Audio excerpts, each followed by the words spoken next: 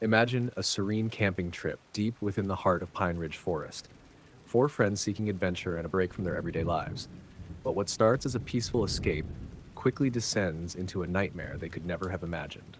As they venture deeper into the forest, whispers from the shadows grow louder, guiding them to a place where reality bends and sanity is pushed to its breaking point.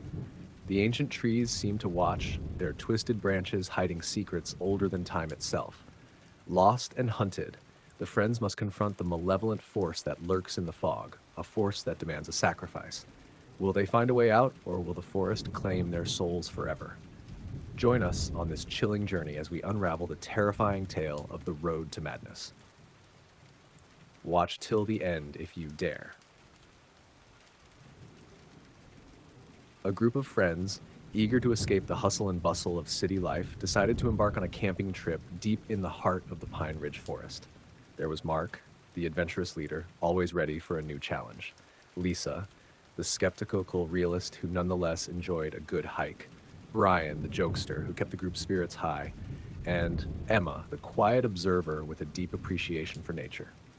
They packed their gear, loaded it into Mark's SUV, and set off early in the morning. The drive was long, but filled with laughter and anticipation. The plan was simple: hike deep into the forest, set up camp, and enjoy a weekend away from civilization.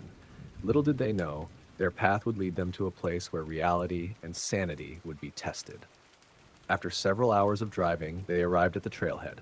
The forest was dense, the trees towering above them like ancient sentinels. The group shouldered their backpacks and started their hike. The first few miles were uneventful, filled with the sounds of birds and the rustle of leaves in the breeze. As they ventured deeper, the forest grew darker and the air colder. A sense of unease began to settle in, but they brushed it off as the natural eeriness of an unfamiliar place. They continued their trek, unaware of the unseen eyes watching them from the shadows. Mark consulted the map frequently, ensuring they were on the right path. Just a few more miles, he said, his voice breaking the uneasy silence that had fallen over the group. By late afternoon, they reached a small clearing and decided to set up camp. Tents were pitched, a fire was built, and the group settled down to enjoy the tranquility of the forest. As night fell, they gathered around the campfire, sharing stories and toasting marshmallows. It was during one of Brian's jokes that they first heard it, a distant, faint whispering that seemed to come from the depths of the forest. The laughter died down as they listened, straining to catch the words, but they were too faint to discern. Probably just the wind, Lisa said, trying to sound nonchalant. But the uneasy looks exchanged around the fire told a different story. That night, sleep did not come easily. The whispering continued, growing louder and more insistent, as if the forest itself was trying to communicate with them. Morning brought little relief. The whispering had stopped, but a heavy fog had settled over the forest, giving the trees an otherworldly appearance. Breakfast was a quiet affair, each member of the group lost in their own thoughts. "We should stick together today," Mark suggested, sensing the growing tension. They agreed and set off to explore the area, hoping to shake off the unease that had settled over them. As they walked, the fog seemed to thicken, and the forest became a maze of indistinguishable paths. Mark checked the map again and again, but nothing seemed to match their surroundings. The realization slowly dawned on them: they were lost. Panic began to set in. They argued about the best course of action, but every path they chose seemed to lead them deeper into the forest's grasp. Hours turned into days. Food supplies dwindled, and the group's tempers flared. The whispering returned, more persistent and sinister, gnawing at their sanity. The forest seemed alive, its twisted branches reaching out like skeletal hands. Brian's jokes had ceased, replaced by a haunted look in his eyes.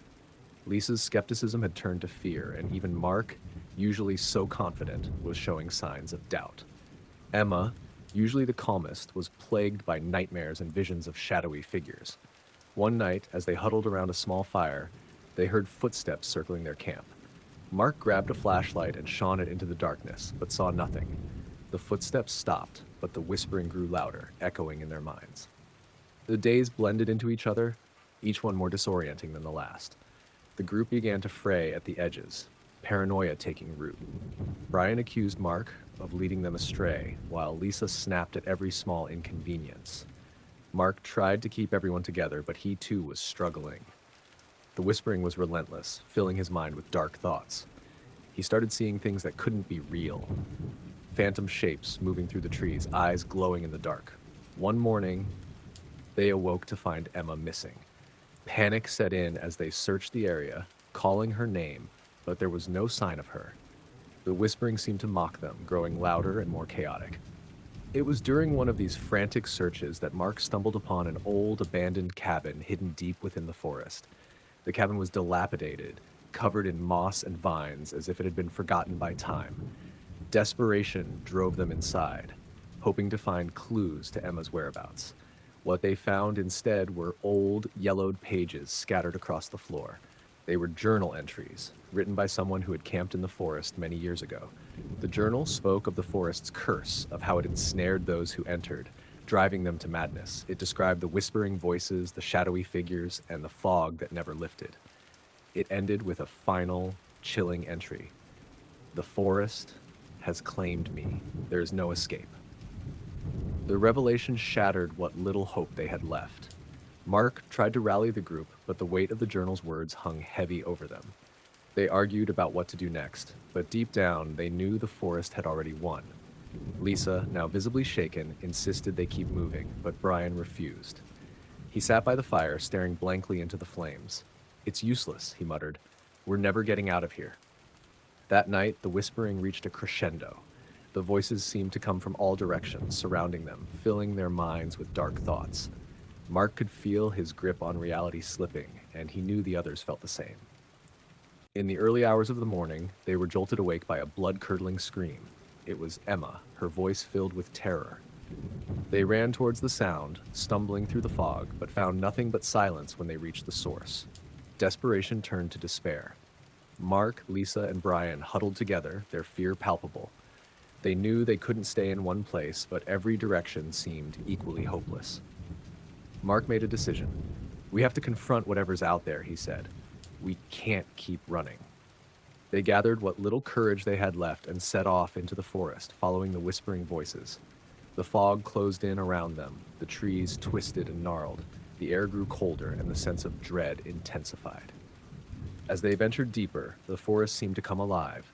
Shadows danced around them, and the whispering grew louder, more insistent. They stumbled upon a clearing, at the center of which stood a massive, ancient tree. Its bark was blackened, and its twisted branches reached out like claws. The whispering reached a fever pitch, and the shadows coalesced into a figure, a spectral, ethereal being that seemed to be part of the forest itself. The figure spoke, its voice a chorus of whispers. "You have trespassed on sacred ground." Mark stepped forward, his heart pounding. "We didn't mean to. We're lost." The figure's eyes glowed with an eerie light. "The forest demands a sacrifice."